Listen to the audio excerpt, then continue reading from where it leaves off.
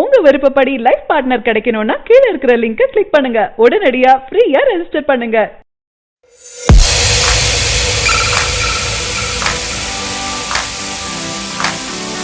தளபதி விஜய் நடிப்பில் பிரம்மாண்டமாக உருவாகி வரும் படம் தளபதி 63.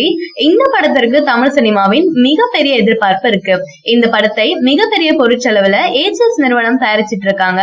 இந்த படத்தின் மூலம் 3வது முறையாக அட்லி விஜய வச்சு இயக்குறாரு. ரஹ்மான் தளபதி விஜயுடன் 5வது முறையாக இந்த படத்திற்கு இசையமைக்கிறாரு.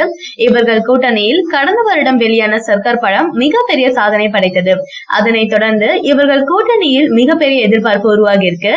ஏற்கனவே அட்லி மெர்சல் என்ற படத்திலும் ஏஆர் ரஹ்மான் பணியாற்றியுள்ளதால பாடல்களும் மிகப்பெரிய வரவேற்பு பெற்றிருக்கு. தற்போது வரை தமிழ் ரசிகர்களை மிகவும் கவர்ந்த பாடலாக ஆலப்போரான் தமிழன் பாடல் இருக்கு. இந்த பாடல் 100 மில்லியனை விரைவில் தொட இருக்கு. அதனால் தளபதி 63 பட பாடல்கள் அதிக கவனம் ஈர்க்கும் என தெரியுது. இதில் முக்கியமாக தளபதி விஜய் முதல் முறையாக ஏஆர் ரஹ்மான் இசையில் பாட இருப்பதாக தகவல் வெளியாகி இருக்கு. இதனை திரையில் பார்க்க பலரும் ஆவலா காத்துட்டு இருக்காங்க. தற்போது தளபதி படத்தின் ஷூட்டிங் மீண்டும் ஆரம்பமாகி இருக்கு. வேகமாக நடந்து வந்த ஷூட்டிங்கிற்கு நடுவே ஒரு சிறிய இடைவெளி விட்டார்கள் படக்குழு. இந்த இடைவெளியில் தளபதி விஜய் தனது மகனை பார்க்க சீனாவிற்கு சென்றிருந்தாரு. அந்த புகைப்படம் சமூக வலைதளங்கள்ல வைரல் ஆனது. மீண்டும் படப்பிடிப்பு ஆரம்பிக்கப்பட்டு தளபதி விஜய் நயன்தாரா கலந்து கொள்வார் என எதிர்பார்க்கப்படுது. தற்போது சமூக வலைதளங்களில் ஒரு தகவல் தீயாக பரவிட்டு இருக்கு.